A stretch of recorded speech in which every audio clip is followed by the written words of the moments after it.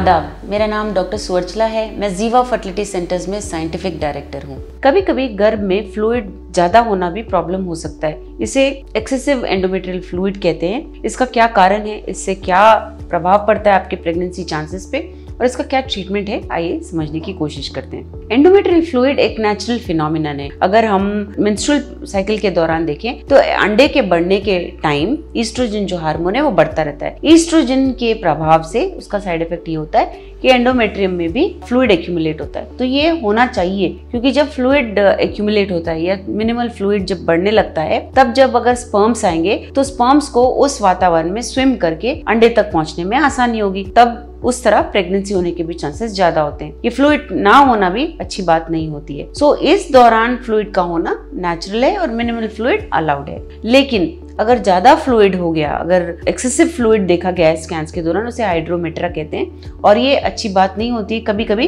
क्योंकि इस ज्यादा फ्लूइड की वजह से प्रेगनेंसी नहीं आने के चांसेस होते हैं। ये हो सकता है कि आपके बॉडी में कुछ एंडोमेट्रियोसिस की वजह से ये हो रहा है या कोई इन्फेक्शंस हैं जिसकी वजह से फ्लूइड एक्यूमुलेट हो रहा है और फ्लूइड की वजह से आप प्रेग्नेंट नहीं हो रहे हो। तो स्कैन्स के दौरान डॉक्टर आपका साइकिल के मुताबिक देखेंगे कि फ्लूइड है और कितना है और उसके मुताबिक टेस्ट करेंगे कुछ देखने के लिए कि कोई इन्फेक्शन तो नहीं है या एंडोमेट्रियोसिस की वजह से ये हो रहा है। ये प्रॉब्लम देखते हुए कि कहाँ से ये प्रॉब्लम हो रहा है, ट्रीटमेंट दिया जाता है और ट्रीटमेंट के बाद जब ये फ्लूइड कम होता है तभी आपको प्रेगनेंसी के लिए कोशिश करने के लिए कहा जाता है। सो अगर हम आईवीएफ की बात करें, आईवीएफ में मेडिकेशंस जब दिए जाते हैं, estrogen, follicle stimulating hormone, LH वगैरह सब जब दिए जाते हैं, तो एक कॉमन साइड इफेक्ट ये होता है कि फ्लूइड इकट्ठा होना शुरू होता है एंडोमेट्रियम में, गर्भ में। सो जब ये फ्लूइड अधिक मात्रा में देखा जाता है तो एम्ब्रियो को वापस आपके घर में नहीं डाला जाता। उन एम्ब्रियोज को फ्रीज कर लिया जाता है और अगले महीने या किसी भी महीने जब भी फ्लूइड नहीं होता है, एंडोमेट्रियम का साइज अच्छा होता है, ब्लड फ्लो अच्छा